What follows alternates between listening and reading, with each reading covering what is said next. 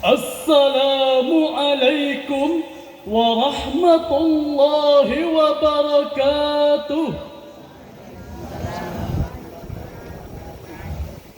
Alhamdulillahilladzi ja'ala awlada qurrata a'yunina wassalatu wassalamu ala sayyidil mustafa wa ala alihi ahli sidqi wal wafa.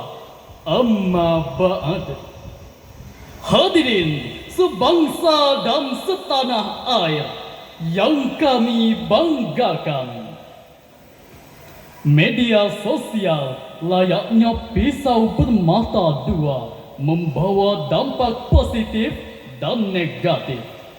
Media sosial sebagai sarana berkomunikasi membantu membangun relasi untuk saling terkoneksi, bahkan membuka pintu rezeki untuk menghasilkan pundi-pundi.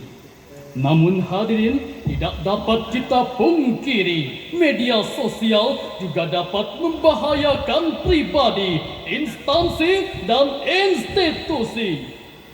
Akhir-akhir ini betapa banyak pengguna media sosial yang sudah tak beretika, bebas berbicara, berargumen sesukanya, menyumpah, mengutuk, menghina, bahkan melecehkan orang lain tanpa memikirkan perasaan, aturan, batasan, serta tuntunan ajaran Islam.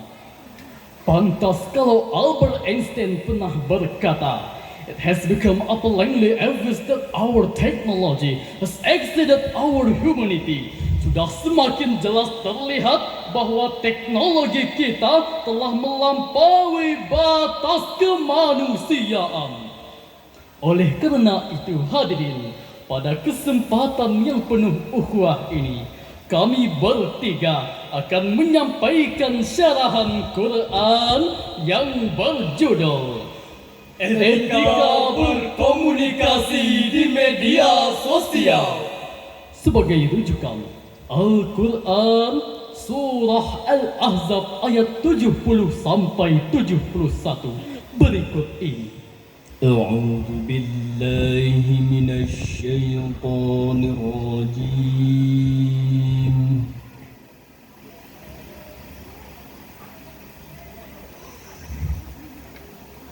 Bismillahirrahmanirrahim.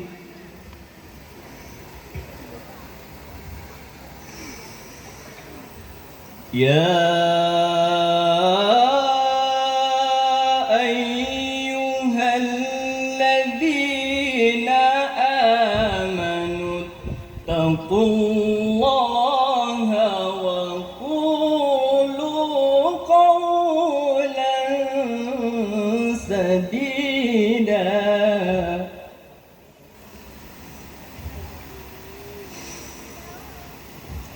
Yuslih lakum a'malakum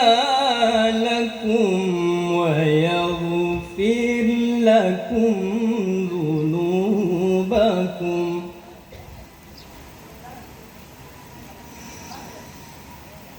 Wa man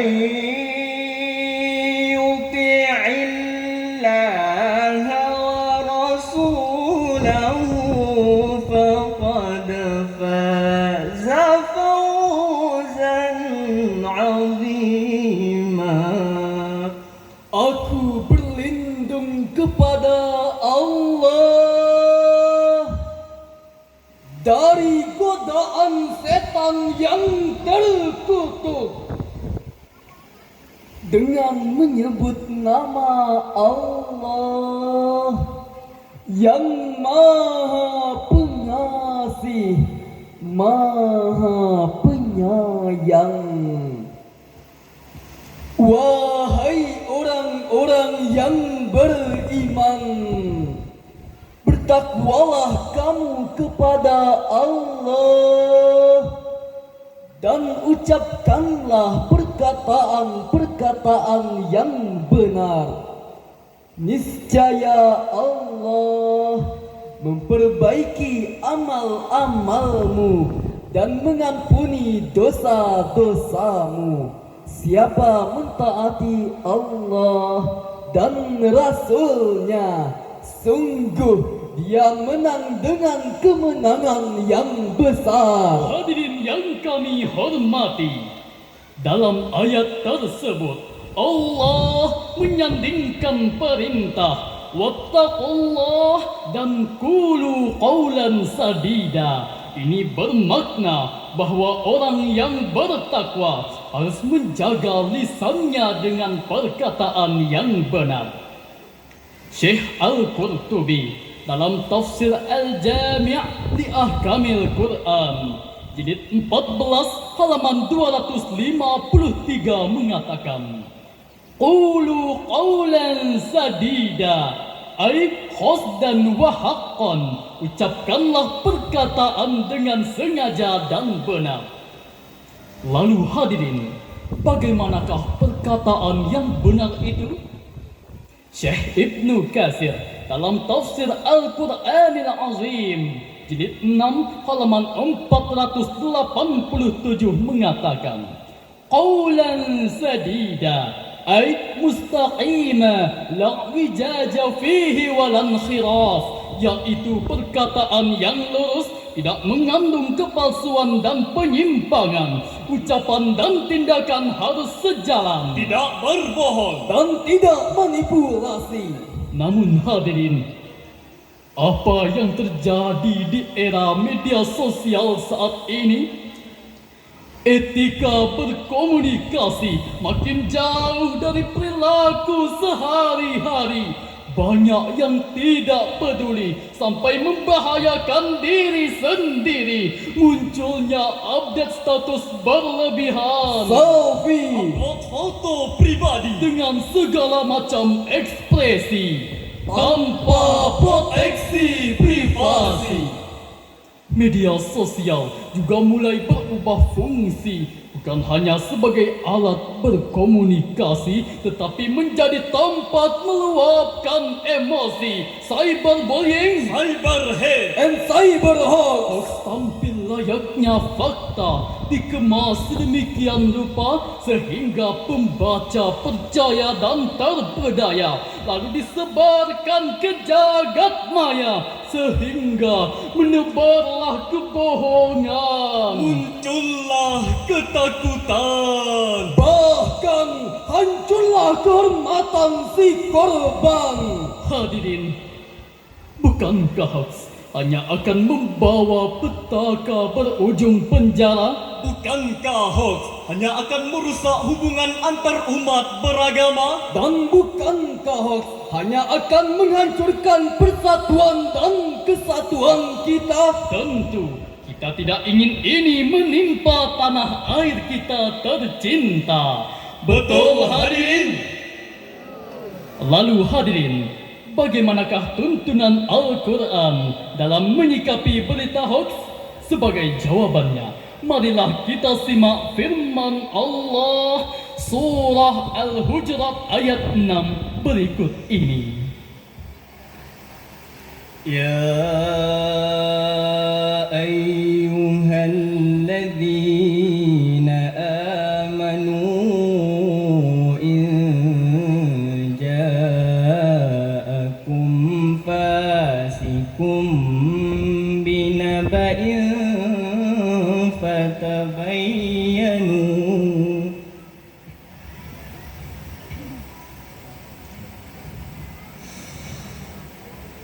فتبينوا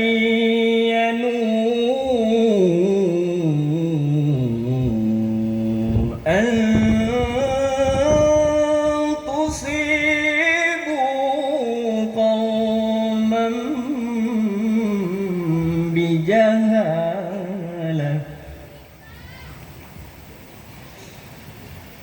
فتصبحوا على ما فعلتم نادمين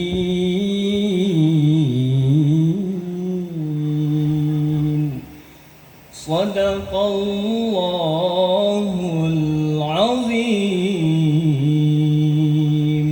Wahai orang-orang yang beriman, jika seorang fasik datang kepadamu membawa berita penting, maka telitilah kebenarannya agar kamu tidak mencelakakan suatu kaum karena ketidaktahuanmu yang menyebabkan kamu menyesali perbuatanmu itu.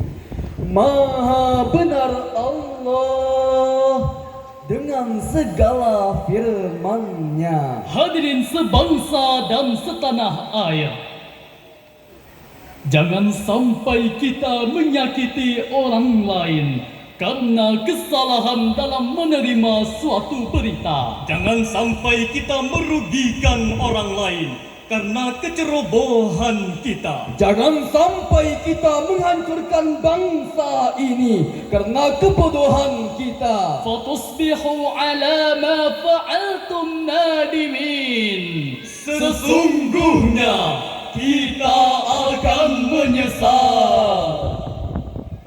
Hadirin pecinta syarhil Quran yang kami hormati, sebagai kesimpulan, etika berkomunikasi di media sosial telah diatur dalam Undang-Undang ITE nomor 19 tahun 2019. Namun belum sepenuhnya rakyat Indonesia memahami dan menjalankannya. Selanjutnya, janganlah kita percaya terhadap berita hoax apapun tampilannya, karena kita cinta Indonesia. Kita cinta Pancasila. Bawa sana berita hoaxmu, ujaran kebencianmu. Kami cinta Indonesia, kami cinta Pancasila, kami cinta kedamaian, kami tak dapat dipecah belah, kami tak dapat dipecah belah. Mantapkan hadirin. Demikianlah yang dapat kami sampaikan. Assalamualaikum warahmatullahi wabarakatuh.